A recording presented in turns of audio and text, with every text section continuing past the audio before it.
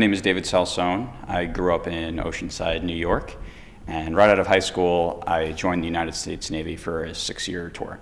I was deployed to Bahrain and spent about 4 years there setting up communication networks in the Middle East. My name is Rouse.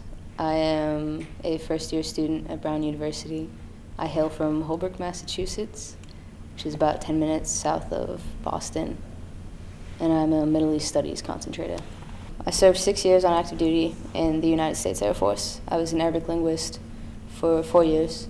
I went to 2 years of schooling to be trained for that. And I spent one tour in Iraq from September of 2006 to February of 2007. Coming from the military, I had figured out where I wanted my life to go and had done a lot of the finding myself and growing up that I think a lot of traditional age students do in college. So Brown was the only college that allowed me to kind of run with my experiences and make use of my own judgment. My 6-year service contract had ended in July of 2010.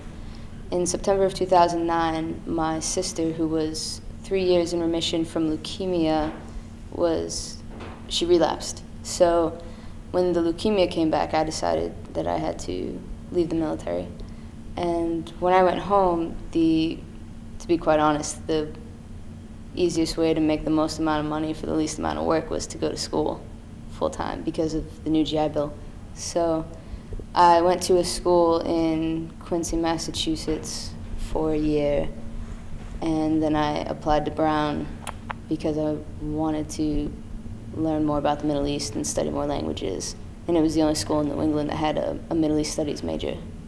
Coming to Brown, it was completely out of my element. I hadn't been back in the States for about 3 to 4 years, so I also didn't know how to be a civilian.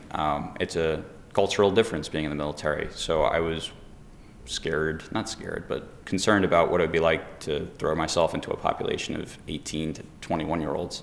Dave was my peer counselor when I was accepted, and so I got in touch with him early on, and he got me in touch with all 5 other veterans on campus.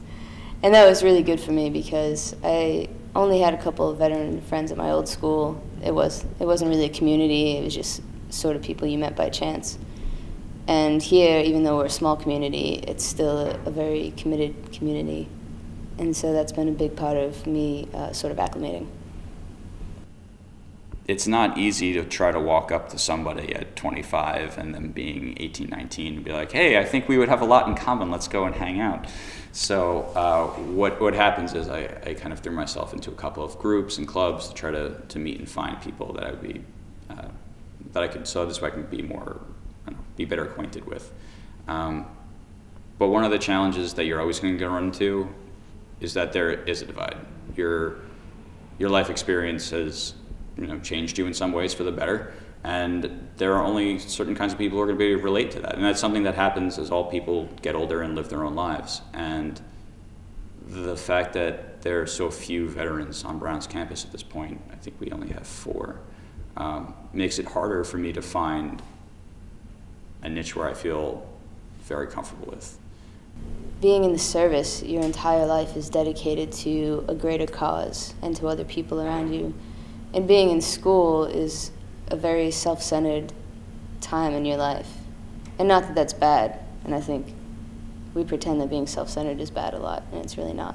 But it's just a different way to live your life, and I see a lot of fellow students getting wrapped up in sort of themselves and what they're doing, and it's easy to fall into that. But I'm also coming from a culture where you sort of considered yourself last and the mission first, and your brothers in arms second. So it's really, that's been a huge shift. And I think that's why the veterans community has been such a help, because we kind of try to put each other on equal ground as ourselves, even while we're trying to figure out this whole academia thing. I guess this would be a message just to veterans in general. Your experience is incredibly valued. What we do on a daily basis while we're serving, these are things that people never even think that they would have been able to do or could do. So when you think about when you think about applying to a school and you think about yourself as, oh, well, you know, I did it, and maybe you see yourself as nothing special, these experiences are what make you special, are what set you apart, are what make you the kind of student that should be going to schools, you know, like Brown and its peers. And it really does take someone to come out and tell you that you have these qualities. And if there's any one message that I can say to veterans, it's, you belong here. You really just need to put in the time and the effort to do the application, to talk to people, to find out what the campus is like, and, you know, send it in, and just come to a place that, although you may never have dreamed of being a part of, you should be a part of.